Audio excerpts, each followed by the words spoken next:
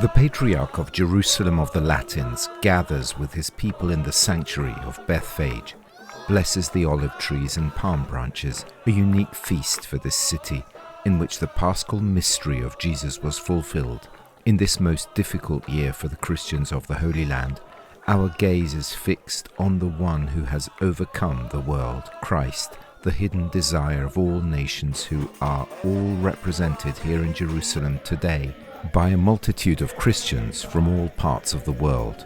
Although the Palestinian and West Bank Catholic communities are not allowed to participate, the sign of the Christian presence in Jerusalem is strong, in the songs, in the dances, in the prayer that each one expresses with their own style and charisma. The Christian presence is the presence of the risen Christ. He alone has the final say on history and human affairs. What we saw in this afternoon, in this procession from Bethphage to Jerusalem, there was the walking of the church.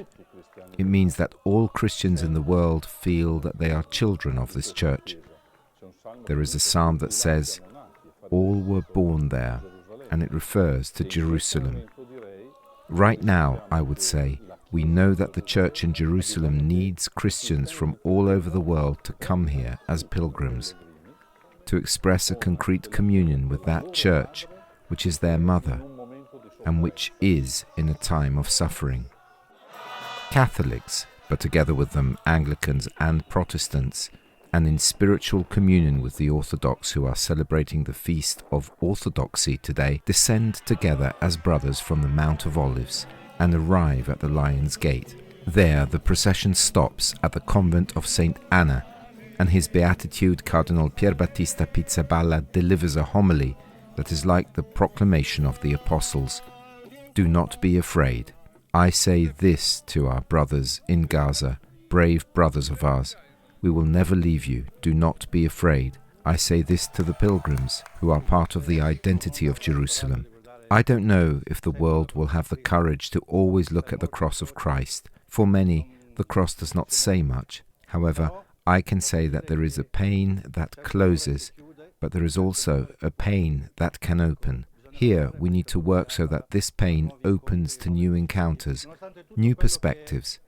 Despite everything that the tomb represents, the closed tomb represents, we must remember that Easter is a stone turned over. The stone holds death locked inside. However, it was overturned by Christ's victory, by Christ's love that defeated everything that is a shadow of death. We need to remember that. The cross of Christ, with which the Patriarch blesses the people, is God's victory over the world.